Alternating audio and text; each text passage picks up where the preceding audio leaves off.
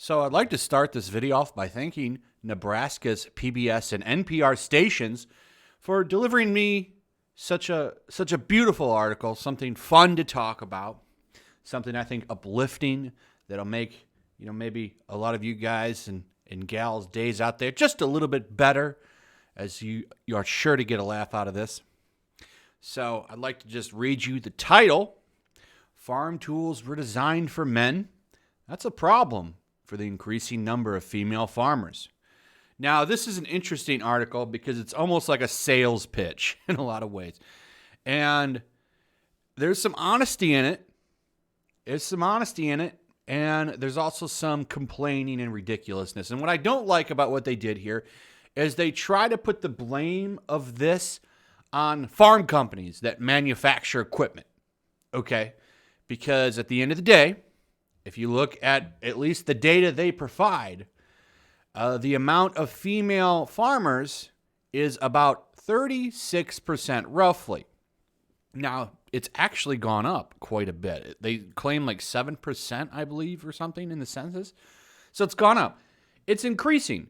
And, as times change, numbers go up. We'll get entrepreneurs want to get into farming, whatever. I think that's fine. I don't have any problem with women that want to be farmers. I think that's great. That's what you want to do. That's what you want to do. I don't want to do it. But if you want to start a farm and make money that way, I'm sure it's a great way to make cash. I don't know. I'm not a farmer. But let's be real. 36%. All right? Though they're expecting these companies to drastically change all of their equipment for a minority of farmers. Okay, there's no money in that. Now, one thing that they did that I'll go ahead and spoil before I go through some of the complaining is they started their own business called Hergonomics. Okay, so here's one of the tools right here.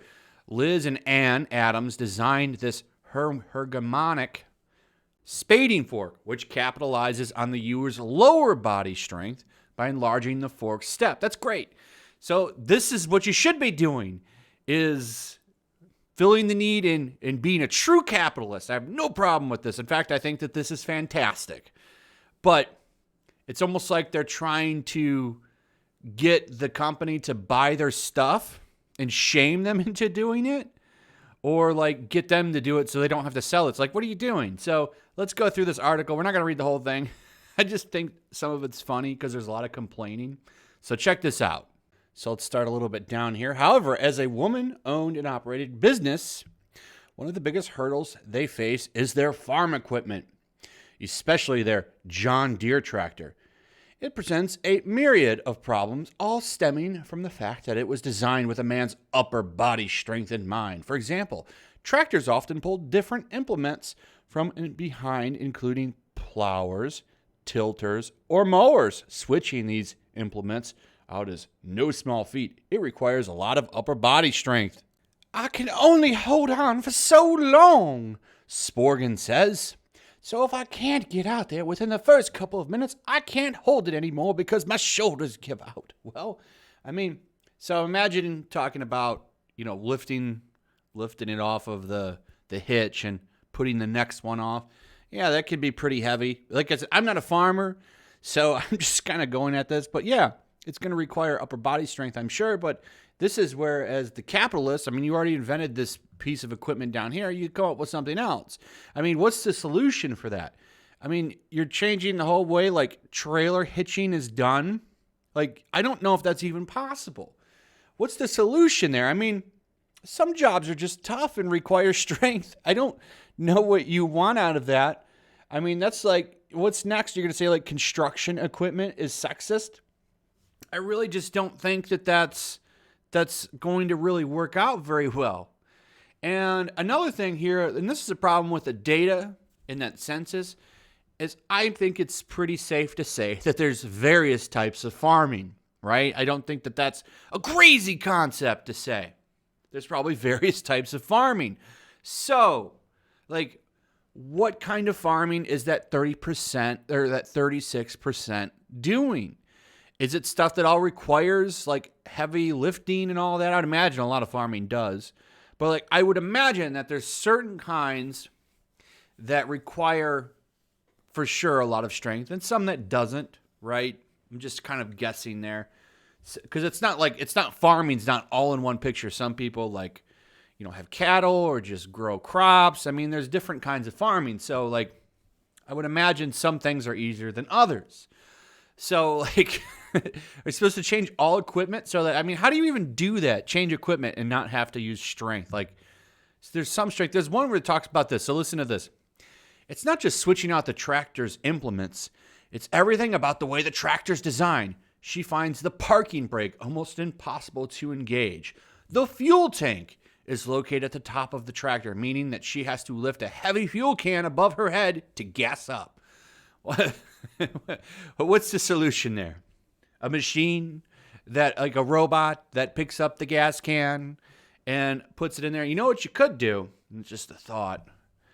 I don't know, maybe have 2 gas cans, one that's not so full. I mean, what's the problem? You're going to have to take a little extra time to fill it up so that you can lift it. I mean, that is a way you can do things, right? Listen, not everything is cut out for everybody. Now, it seems that she's capable of doing it, but it's hard work, right? Well, farming itself is hard work. I've never done any farming, but I can look at that and easily say, that's some damn hard work right there. So, I've lifted plenty of gas cans. You have a full gas can? Sure, I mean, they're kind of heavy, but man, it's not like back-breaking to pick one up. I've met plenty of women that can pick up gas cans. They're full of gas. They make the little orange one that's not that full. Usually, you pour some of that gas into the smaller one. That's a tactic. I don't know. I'm just kind of trying to spitball ideas here. So anyway, continuing on, my body is completely exhausted by the end of the day, she says. During the busy season, I'm out there when the sun goes up until it goes down, and then sometimes into the night. And that's 6 days a week. And we're doing that. We're doing that 6 days a week that we're doing that. It's really hard. Well, when you're doing stuff like this, you usually are out there from sunrise to sunset. I think that's everybody. It's almost like she doesn't understand from the man's perspective either. The men are out there working sunrise to sunset as well. They're working all day and night. I mean, usually your own boss, if it's your farm, I mean, when you're your own boss, you're a little more motivated because if you don't work, you don't get paid. Why are you, I'm pretty sure every farmer that works hard is completely exhausted by the end of the day. What kind of complaints are these? I think probably every farmer is exhausted at the end of the day. I don't quite get your complaints here. And then talks about the risk of injury. Basically saying that, because women are a certain height and weight, and most of this equipment is designed for men, there's a potential risk of injury. Sure. But there's a risk of injury in everything. And you just have to persevere and find a way. If you really want to do something, I think anybody can do it. I mean, anybody can do something if they set their mind to it. And it sounds like she's doing that, and I think that's great. But it's just complaining about a hard day's work. What kind of, you're doing farming. Did you think it was going to be an easy day's work? You know what I'm saying? Farming is a physically demanding job, no matter what your body type. Women, however, are at a particular disadvantage when it comes to farming equipment. These were designed for people of a certain weight and certain height, pretty much reflective of the male population in the United States, says Jody Rudiolfi, who researches agriculture, safety, and health at the University of Illinois. The problem, she says, is that everything is designed with a tall, heavy, strong male body in mind. Well, that's most farmers. And the idea of a company, I'm just going to throw this out there. It's a crazy idea. I know it's a radical thought here, trend setting, but when you want to sell a product, the idea is to sell it to the most amount of people at the lowest cost. So naturally, you want to design equipment for the average person. Average, you got a little bit below and above. Then you're pretty good to go when it gets to sales. Now, what you don't want to do usually, but some people do, and there's a niche market where you can make money as well. You take something for a niche market and you charge more because it costs more to make, and you need to make a profit. Now, it'll be funny here, and I guarantee you that the thing they designed right here, it costs a lot of money because it's harder to make, and it was, whatever. Maybe they made it cost effective, but look at this tractor, right? So this tractor, do you know how much it would cost, like assembly-wise, to make different versions of this tractor in mind for like every different like body size? That would bankrupt the company more than likely. But we're probably getting there. I'm waiting for the next article. John Deere is sexist. That's pretty much what this article is saying at the end of the day.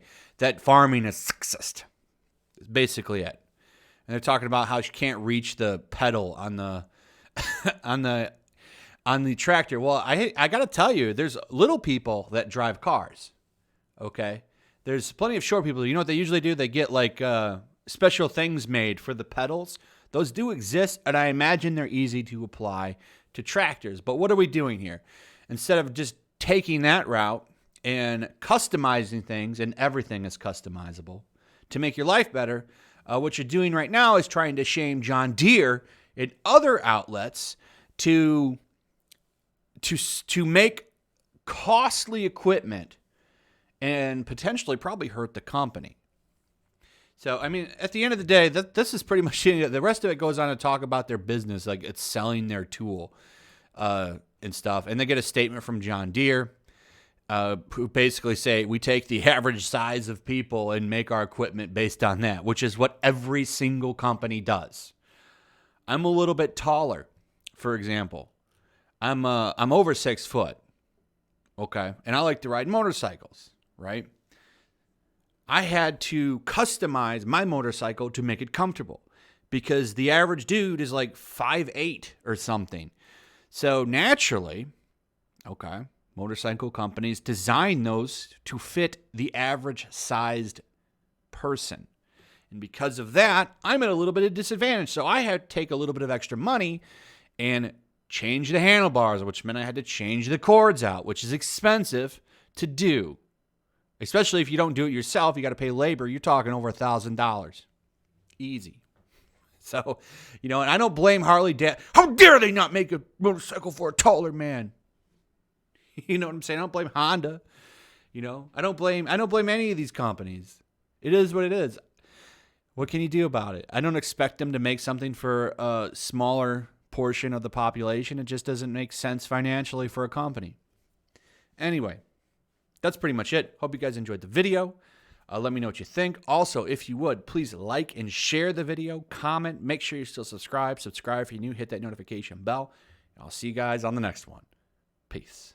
Also, if you want to help support the channel, check out my Teespring store. There's a link in the description. You can find some merchandise in there that you might want to check out.